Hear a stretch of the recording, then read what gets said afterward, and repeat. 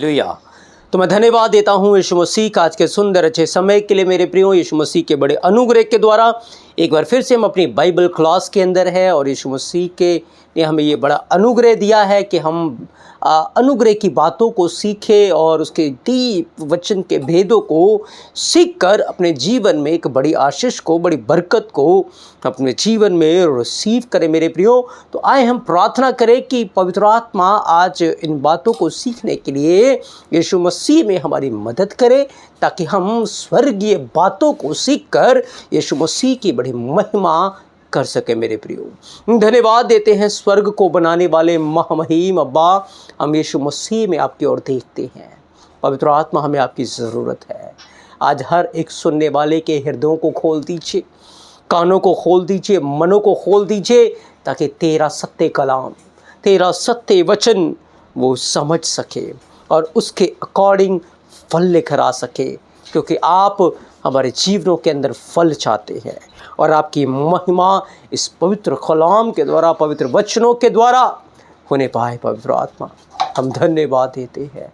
आप हमारे टीचर हैं, हमारे रबूनी हैं, हमारी शिक्षा देने वाले हैं। हम धन्यवाद देते हैं। आप हमें सिखाएं, आप हमें बताएं और आप हम पर बड़ा अनुग्रह करें। आपकी महिमा हो। सारा आदर आपको देते हैं, यीशु मसीह के नाम से मांगते हैं। आमेन, आमेन। तो हम धन्यवाद देते हैं यीशु मसीह के बड़े अनुग्रह के द्वारा। आज हम अनुग्रह की आत्मा के बारे में सीखेंगे। अनुग्रह को पवित्र भाषा से हम समझेंगे प्रिय अजीजों कि अनुग्रह क्या है और किस तरीके से हम यीशु मसीह के अनुग्रह में बने रह सकते हैं। बाइबल के अंदर जब आप 2 कुरिन्थियों 13 अध्याय उसके आखिरी वचन को पढ़ते हैं, वहाँ लिखा है कि अब हमारे यीशु मसीह का अनुग्रह और पिता का प्रेम और पवित्र आत्मा की सहभागिता तुम में से हर एक के साथ होती रहे। ये प्रार्थना है, ये बरकत है जो कि हर कलीसिया में प्रार्थना के एंड में ये बरकत देते हैं। लेकिन इसके अंदर एक सबसे पहली जो बात है वो यीशु मसीह का बड़ा अनुग्रह है। मेरे प्रियो, मैं एक बात आपको बताना चाहता हूं कि जिस दिन आदम ने बागे अदन के अंदर गुनाह किया था,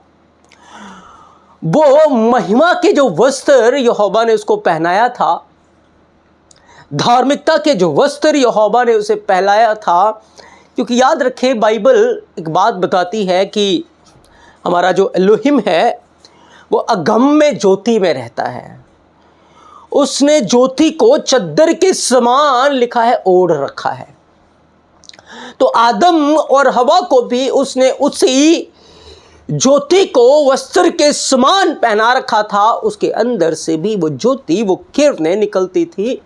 और आदम जो है वो बागे अदन से मोरिया पर्वत के ऊपर जाया करता था, जहां आदम की और यहोवा अब्बा की मुलाकात होती थी और वहाँ पर यहोवा के साथ संगति करता था, यूनिटी करता था। मेरे प्रियो, तो संगति में जब तक वो था, वो उस स्वरूप में, उस महिमा में बना हुआ था।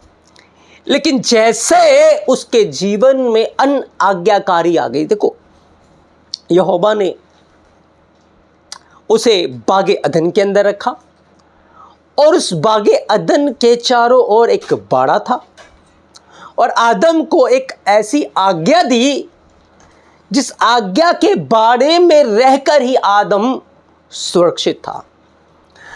आदम को बनाया गया, इसमें आदम की कोई क्वालिटी या आदम का कोई रोल नहीं था।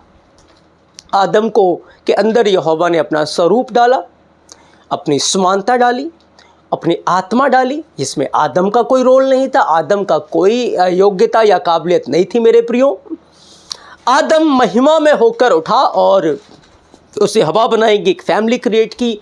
उसमें आदम का कोई रोल नहीं है, उसकी कोई योग्यता नहीं, लेकिन ये सब कुछ यहोवा पिता अपने बड़े अनुग्रह के द्वारा, स्वर्गीय पिता अपने बड़े अनुग्रह के द्वारा आदम के लिए कर रहा था। मेरे प्रियो, और आदम को जब उसने बागे अदन के अंदर बनाया और रखा और उसे एक कमांडमेंट दी, एक आज्ञा दी कि आदम तू सब वृक्षों का फल खा सकता है, लेकिन भले बुरे के ज्ञान का जो वृक्ष का फल है उसे तुझे नहीं खाना। एक आज्ञा स्वर्ग के अंदर, क्योंकि जो बागे अदन था वो एक स्वर्ग था। अब जब स्वर्ग में जाएंगे, स्वर्ग के में भी जो स्वर्गदूत हैं या उद्धार पाए हुए लोग हैं, उनके लिए भी कुछ आज्ञाएं हैं मेरे प्रियो। तो ये एक ही आज्ञा थी और उस आज्ञा का आदम ने पालन करना था, और आदम उस आज्ञा के पालन करने में, क्योंकि वो जो आज्ञा थी एक ऐसा बाड़ा थी जिस बाड़े में रहकर आदम बिल्कुल सुरक्षित था।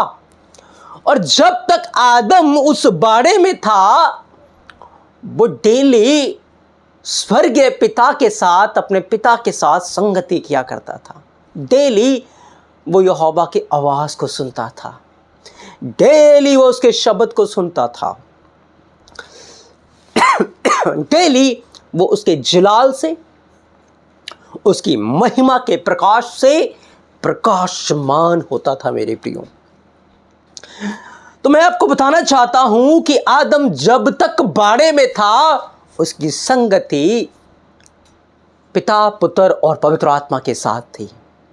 जब तक वो बाड़े में था, जब तक वो अनुग्रह रूपी बाड़े, अनुग्रह एक बाड़ा है मेरे प्रियो, एक सुरक्षा का बाड़ा है। जैसे अय्यूब के घर के बाहर आप पढ़ते हैं, एक बाड़ा लगा हुआ था, जिस बाड़े में दुष्ट प्रवेश नहीं कर सकता, वो आपके बाड़े में कभी नहीं आ सकता। लेकिन याद रखें, वो बार बार आपको उकसाएगा कि आप उस बाड़े को तोड़कर उस बाड़े से बाहर आ जाएं, क्योंकि जैसे ही आप बाड़ा तोड़ के बाहर आएंगे, आप पाप में गिर जाएंगे, और उसका कार्य है कि वो आपको पाप में गिराकर उस उपस्थिति से, उस पिता, पुत्र और पवित्र आत्मा की सहभागिता से, संगति से आपको दूर कर दे। आदम पिता, पुत्र और पवित्र आत्मा की संगति में था, और दुष्ट उस संगति से उसको दूर करना चाहता था, क्योंकि जैसे ही वो संगति से दूर हो जाएगा, वो डेड हो जाएगा, वो मर जाएगा। जैसे एक मछली पानी से अलग हो जाती है, वो डेड हो जाती है, वो मर जाती है, उसके अंदर जीवन नहीं होता, ऐसे ही जब आदम ने उस संगति को खो दिया, वो सच में मर गया, वो डेड हो गया, उसका जीवन एक मृतक के समान हो गया मेरे प्रियो। तो अनुग्रह रूपी बाड़े में आदम था, और उस बाड़े के अंदर वो था, और बाड़े के अंदर जब तक वो रहा, जब तक उसने उस आज्ञा का पालन किया जो यहोवा ने उसको दिया था मेरे प्रियो, उसके स्वर्ग के बाप ने उसको दिया था। तो बाइबल के अंदर अगर आप देखेंगे तो इब्रानी भाषा में अनुग्रह को खीन बोलते हैं, खैत और नून, खीन। और खीन के अंदर दो जो लेटर्स आते हैं, इनकी जो पिक्टोग्राफ है वो है बाड़ा और बीज, एक शीड। बहुत बार मेरे प्रियो आपने देखा होगा कि कई लोग जब बीज बोते हैं तो उसके साथ जब पौधा बढ़ रहा होता है तो एक वो बाड़ा टाइप लगा देते हैं, ताकि ये जो वृक्ष का है या पौधे का जो झुकाव है इधर उधर ना हो, या कोई जानवर आकर उसको हानि ना पहुंचाए, या कोई आकर उसको उखाड़ ना पाए। इसलिए माली बहुत बार पौधों के साथ में एक वो बाड़ा लगा दिया करता है, और उस बाड़े में रहकर वो जो पौधा है वो सुरक्षित है। ऐसे ही आदम बागे अदन के अंदर यहोवा के अनुग्रह रूपी बाड़े में था, जिसमें कोई भी प्रवेश नहीं कर सकता था और कोई भी उसको हानि नहीं पहुंचा सकता था। लेकिन जैसे ही उसने अनआज्ञाकारी कर दी, जैसे ही उसने उस वृक्ष का फल खा लिया जिसकी आज्ञा यहोवा ने उसको दी थी कि नहीं खाना, वो तुरंत उस बाड़े को तोड़कर वो बाड़े से बाहर आ गया, और उस अनुग्रह की आत्मा का उसने अपमान कर दिया, जिसके बारे में अगर आप पढ़ेंगे इब्रानिया 10 अध्याय उसके 29 वचन के अंदर लिखा है, तो सोच लो कि वह कितने और भारी दंड के योग्य ठहरेगा जिसने एलोहिम के पुत्र को पांवों से रौंदा और वाचा के लहू को और जिसके द्वारा पवित्र ठहराया गया था अपवित्र जाना और अनुग्रह की आत्मा का अपमान किया। मेरे प्रियो, आदम ने उस समय उस अनुग्रह की आत्मा का अपमान किया, क्योंकि वो उस बाड़े को तोड़कर बाहर आया और उस संगति को खो बैठा। जब तक आप अनुग्रह रूपी बाड़े में रहेंगे, याद रखें, आप पिता पुत्र पवित्र आत्मा की संगति में होंगे, आप उसके फेलोशिप में होंगे, आप उसकी अनॉइंटिंग में होंगे, आप उसकी उपस्थिति में होंगे।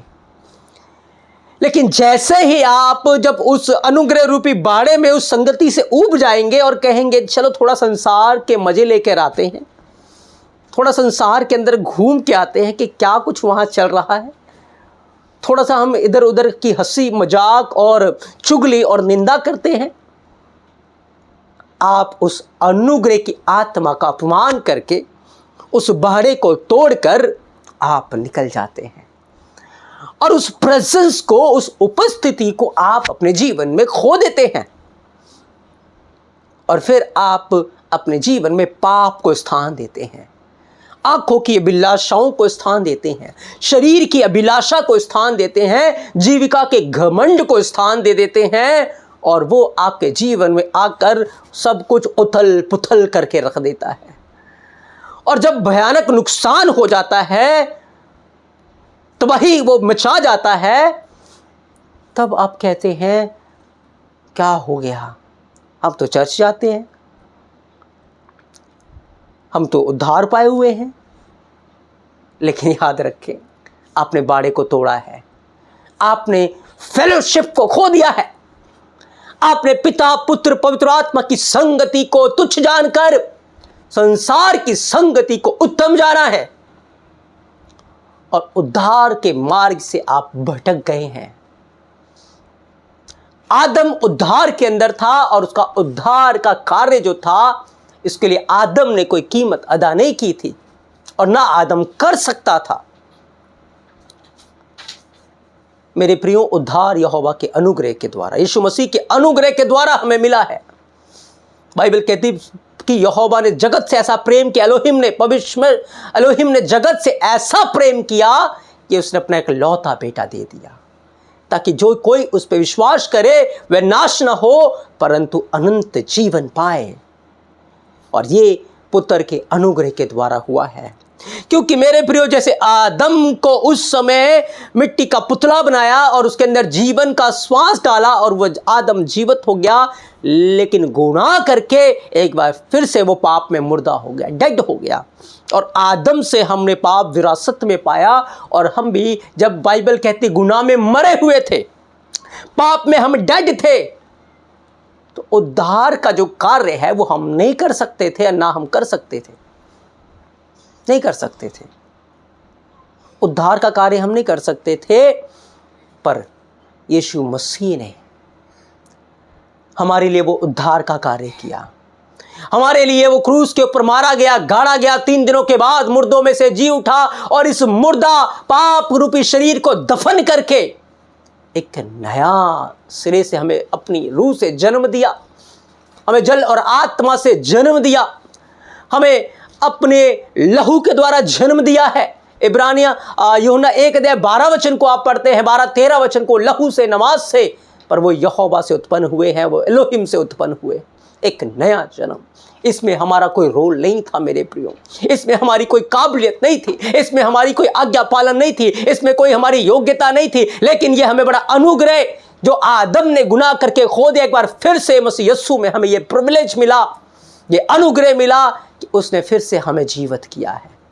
तो ये जो उद्धार का कार्य हमारे जीवन में उसने किया, ये हमारे कर्मों के द्वारा नहीं था, हमारे कामों के द्वारा नहीं था, इसमें हमारा कोई रोल नहीं था, इसमें हमारी कोई योग्यता नहीं थी,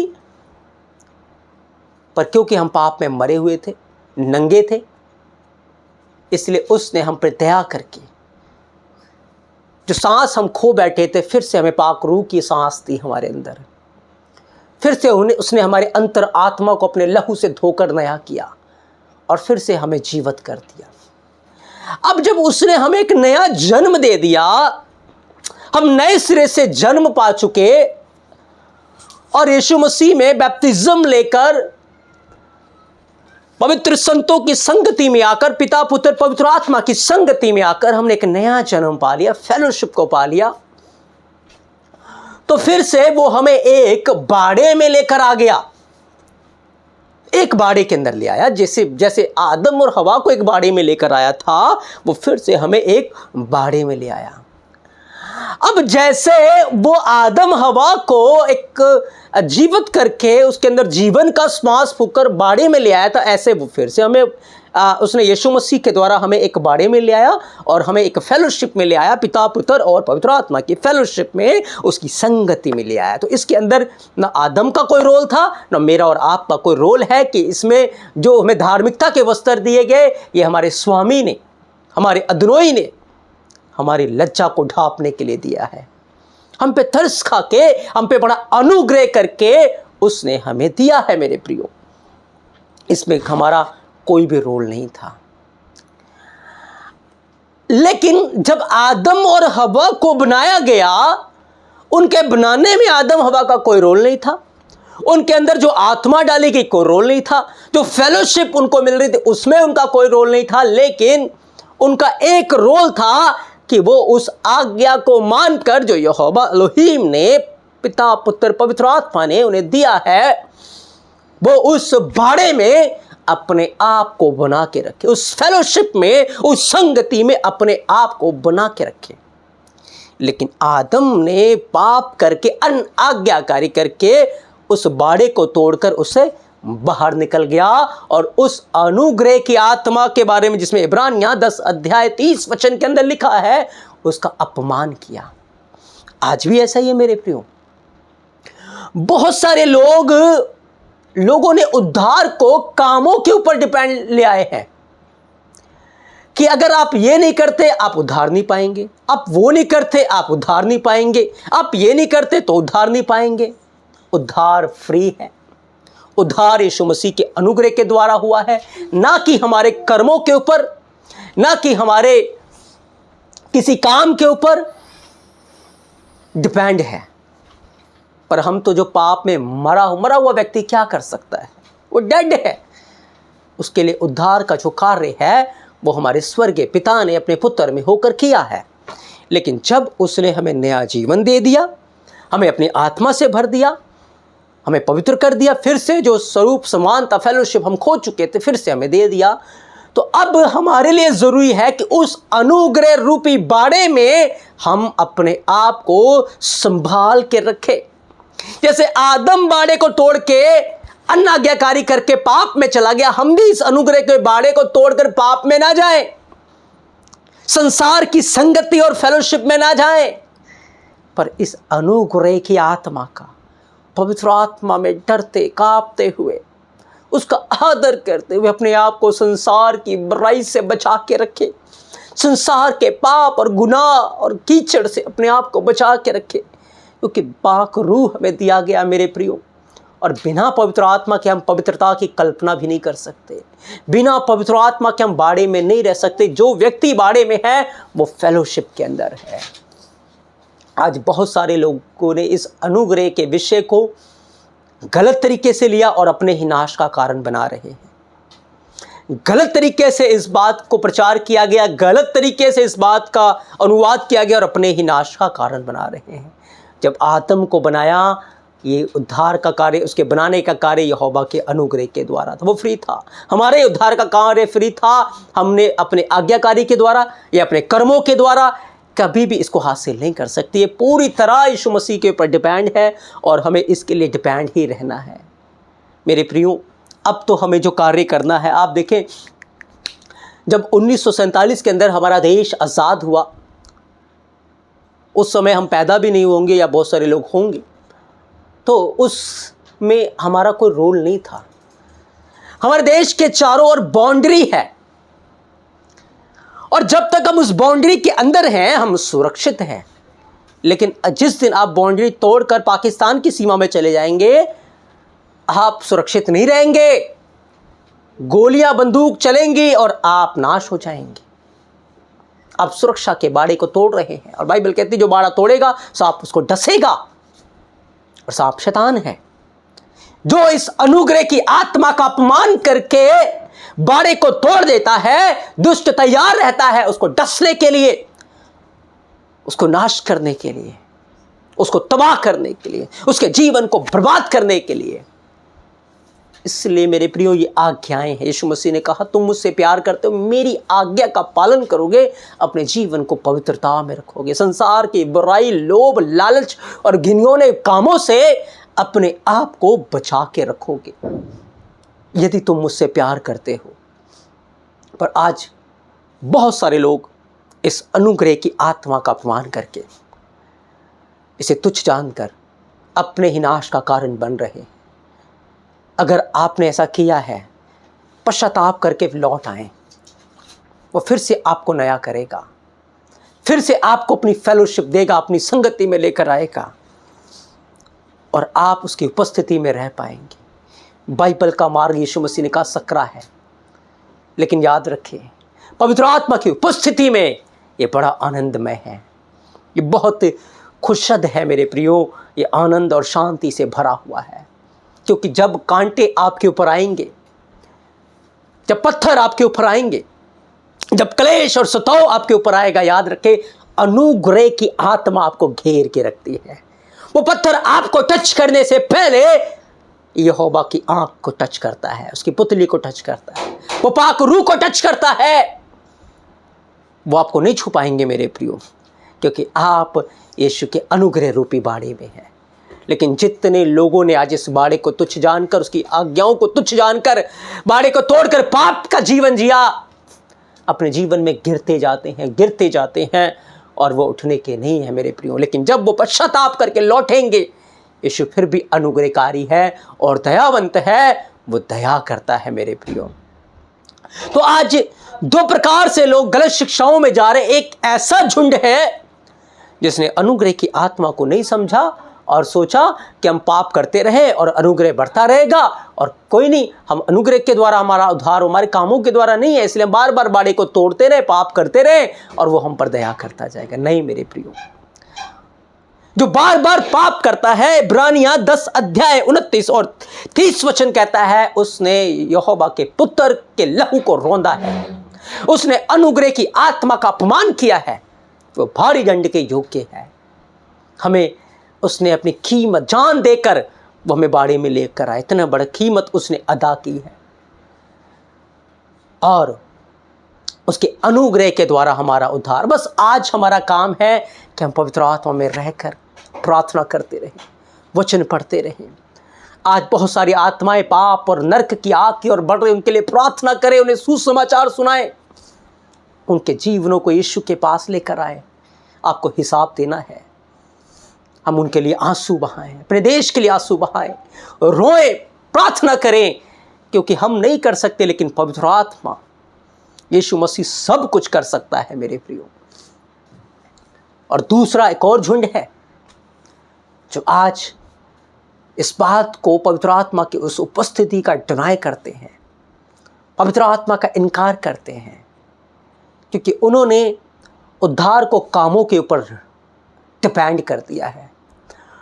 उनका ये मानना है, इन्हें तो ये पता ही नहीं है, ये करते ही नहीं है, वो मनाते नहीं है, ये करते नहीं है, तो ये उद्धार से दूर है, ये बचे हुए नहीं हैं। मेरे प्रियो, उद्धार यीशु मसीह के अनुग्रह के द्वारा मिला है। श्वेत वस्त्र उसके अनुग्रह के, उसने अपनी धार्मिकता हमें दी है। अगर हम अपने आप को संसार के पाप और बदकारी और बुराई से बचाकर अनुग्रह रूपी बाड़े में अपने आप को रखते हैं और पवित्र आत्मा के अधीन होकर अपने आप को निष्कलंक और बेदाग बना के रखते हैं, मैं उन लोगों के लिए बात कर रहा हूं जो बेदाग रहते हैं, पाक रूह उन्हें इस दुनिया से उठाकर स्वर्गीय स्थानों में ले जाएगा। लेकिन कुछ ऐसे लोग हैं जिन्होंने उस उद्धार को जो अनुग्रह के द्वारा हमें मिला है, उसे कर्मों के ऊपर ले गए हैं, जैसे उस फरीसी ने किया। मैं सप्ताह में 2 बार उपवास रखता हूं, मैं दशमांश देता हूं, मैं चुंगी लेने वाले के समान नहीं हूं, मैं बड़े धार्मिकता के काम करता हूं, मैं दान देता हूं। अपने उद्धार के लिए वो अपनी धार्मिकता के कामों पर निर्भर था। और बाइबल कहती है वो धर्मी नहीं ठहराया गया, क्योंकि आप कभी भी एलोहिम के सामने, यहोवा के सामने खड़े होकर नहीं कह सकते मैं बहुत धर्मी हूं, मैंने सारी आज्ञा का पालन किया है, मेरे जैसा कोई भी नहीं है। और दूसरों पर दोष नहीं लगा सकते आप दूसरों को तुच्छ नहीं जान सकते, क्योंकि जो व्यक्ति अनुग्रह में रहता है कभी दूसरों को तुच्छ नहीं जानता, पर पाप में मरती हुई रूहों के लिए आंसू बहाता है, तरस खाता है। क्योंकि नूह उस तरस की आत्मा से भरा था, उसका मन खुश नहीं था जब लोग नाश हो रहे थे। मूसा का हृदय खुश नहीं था जब लोग नाश हो रहे थे, उसके ऊपर अनुग्रह का आत्मा था, वो यहोवा के अनुग्रह से भरा हुआ था। वो रोता है और प्रार्थना करता है, अब्राहम प्रार्थना करता है। मेरे प्रियो, अय्यूब को अपनी धार्मिकता के पर भरोसा था, लेकिन जब उसने यहोवा का दर्शन पाया, उसने कहा मेरी आंखों ने आज तुझे देखा है, मेरे कानों ने तेरे समाचार को सुना था, लेकिन अब मुझे अपने पर घिन आती है, अपनी धार्मिकता के ऊपर, अपने कामों के ऊपर। क्योंकि उद्धार और कार्य और जो कुछ भी यीशु मसीह ने हमारे लिए किया है, हमारे कामों के द्वारा नहीं, अपने अनुग्रह के द्वारा किया है। इसीलिए पौलुस कहता है मैं जो कुछ भी हूं वो यीशु तेरे अनुग्रह के द्वारा हूं, तेरा अनुग्रह मेरे लिए काफी है। लूका 17:10 में लिखा, जब सारी आज्ञाओं को तुम पूरा करते हो, मानते हो, तब कहो हम निकम्मे दास हैं। जो हमें करने के लिए कहा गया था हमने तो सिर्फ उतना ही किया है। अपने आप को दीन करो, जो दीन करेगा वो ऊपर उठाया जाएगा। अपने कामों, धार्मिकता के कामों पे भरोसा ना करो। हाँ, उन सारे धार्मिकता के कामों को करके अपने आप को नम्र और दीन करो। मैं तो अयोग्य हूं, मैं तो निकम्मा हूं, यीशु तेरी दया मेरे ऊपर है, तेरा अनुग्रह ही है। याद रखिए, अगर उसका अनुग्रह ना हो, कोई धार्मिकता के काम आप नहीं कर पाएंगे, आप कुछ भी नहीं कर पाएंगे। आप बिना अनुग्रह के आज्ञा भी नहीं पालन कर पाएंगे, कुछ भी नहीं कर पाएंगे। ये अनुग्रह है, ये हमारे सामर्थ्य और हमारी ताकत से नहीं, पर पवित्र आत्मा के दी हुई कुव्वत के द्वारा हुआ है। उसने हमारा अभी तक न्याय नहीं किया, अभी तक उसने हम पर दया की, इसीलिए हम सुरक्षित हैं। इसीलिए उसकी दया का अपमान न करें, उसके अनुग्रह का अपमान न करें, इसे गलत तरीके से इस्तेमाल न करें, या अपनी बड़ाई के लिए, अपनी महिमा के लिए, अपने आप को ऊंचा उठाने के लिए इसका उपयोग ना करें। अपने आप को नम्र और दीन बनाने के लिए इसका उपयोग करें। मेरे प्रियो, ये समानता को आदम ने खोया था, यीशु मसीह में हमें मिला है। ये अनुग्रह एक बाड़ा है जिसमें आप रहकर पिता, पुत्र, पवित्र आत्मा की संगति में रहते हैं, उसकी उपस्थिति में रहते हैं। इसमें बने रहें और आप उद्धार में बने रहेंगे। आपका उद्धार कभी भी नहीं खोया जाएगा। लेकिन अगर आप इसको पाने के लिए अपने कामों पर डिपेंड हो जाएंगे तो ज़रूर खो बैठेंगे। इसको पाने के लिए अगर आप अपनी धार्मिकता के ऊपर निर्भर हो जाएंगे तो ज़रूर खो बैठेंगे। लेकिन उद्धार पाने के लिए पूरे मन से नम्र और दीन होकर पवित्र आत्मा के ऊपर निर्भर रहेंगे तो आप कभी भी इसे नहीं खोएंगे और कभी भी आग इसे नहीं दूर खो पाएंगे। और दूसरी बात, कभी भी इस बाड़े को तोड़कर बाहर ना जाएं। दुष्ट तैयार है आपको इस बाड़े से निकालने के लिए, वो आपको अनुग्रह से दूर ले जाना चाहता है। बाइबल कहती है मूसा के ऊपर यहोवा का अनुग्रह था, वहां कोरा और दातान भी थे, उनको अपनी धार्मिकता के ऊपर भरोसा था। याद रखें, वो कुड़कुड़ाए, उन्होंने बलवा किया कि क्या मूसा ही धर्मी है, हम भी बहुत धर्मी हैं, हम भी बहुत पवित्र हैं। बाइबल कहती है ज़मीन ने उनको निगल लिया। क्यों? क्योंकि उन्होंने अनुग्रह के ऊपर भरोसा नहीं रखा था। मेरे प्रियो, और इतिहास बताता है जब आदम के पुत्र इस दुनिया के अंदर थे, वो एक पहाड़ के ऊपर रहते थे। उस पहाड़ के ऊपर वो प्रार्थना किया करते थे, फास्टिंग और प्रेयर में अपना जीवन बिताते थे। लेकिन कैन का जो वंश था वो नीचे तराइयों में रहता था। एक बार आदम के पुत्रों ने उस पहाड़ से नीचे तराई में देखा और वहाँ का म्यूजिक, वहाँ की लड़कियों की सुंदरता उनको आकर्षित करने लगी और उन्होंने बलवा करके उस पहाड़ से नीचे जाने का फैसला किया। जैसे उस बाड़े को तोड़कर वो नीचे गए और लड़कियों से मिले और उनके साथ व्यभिचार किया, उस अनुग्रह की आत्मा का उन्होंने अपमान किया और दोबारा कभी पहाड़ के ऊपर लौट कर नहीं आ पाए। वो नाश हो गए मेरे प्रियो। इसलिए जो अनुग्रह हमें फ्री मिला है उसका आदर करें, अपने आप को नम्र दीन करके पवित्र छोटे बच्चे के समान, बाइबल कहती छोटे बच्चे के समान। छोटा बच्चा कभी भी अपनी बड़ाई नहीं करता, छोटे बच्चे के समान पवित्र आत्मा पे डिपेंड हो जाएं, यीशु मसीह पे निर्भर हो जाएं और उद्धार के लिए, हर चीज़ के लिए उसकी ओर देखिए और अपने आप को इस संसार की बुराइयों से, पाप से, घमंड से, अहंकार से, झूठी धार्मिकता से अपने आप को बचा के रखें और अनुग्रह रूपी बाड़े में रहकर आराधना का बलिदान, स्तुति का बलिदान, महिमा का बलिदान आप पिता, पुत्र और पवित्र आत्मा को चढ़ाते रहें मेरे प्रियो। यीशु मसीह आपके साथ हो, आपको बहुत सारी आशीषें और बरकतें दे। आज हमने अनुग्रह की आत्मा के बारे में सीखा है मेरे प्रियो, तो यीशु मसीह के अनुग्रह के द्वारा हमें मिला है। आज हमने खीन को समझा है कि अनुग्रह क्या है और कैसे हमें इसमें बने रहना है। यदि आपके कोई भी सवाल हो आप कमेंट करके बता सकते हैं। आप हमारे व्हाट्सएप ग्रुप के अंदर जुड़ सकते हैं, डिस्क्रिप्शन बॉक्स में उसका लिंक है, नंबर है, आप बात कर सकते हैं। यीशु मसीह आप सबके साथ हो, आपको बहुत सारी आशीषें और बरकतें दे। आमेन। आए प्रार्थना करें। धन्यवाद स्वर्ग में विराजमान महामहिम पिता यीशु मसीह में ये टीचिंग, ये वचन सत्य है, तेरा वचन है। ये कलाम दुनिया के छोर तक पहुंच नहीं पाए, हर कान, हर आंख इस वचन की सच्चाई के ऊपर मन लगा सके और अनुग्रह में बने रहें, अपने आप को इस पापी और दुष्ट संसार से दूर रह सके और अनुग्रह के रूपी बाड़े में रहकर तेरी महिमा, तेरी स्तुति करने पाए। पाकरू हम धन्यवाद देते हैं। आपकी हुजूरी का बादल आपके लोगों के जीवनों के ऊपर हो और सच्चाई और खराई की शिक्षा आने दे, एक बड़े रिवाइवल को आने दे।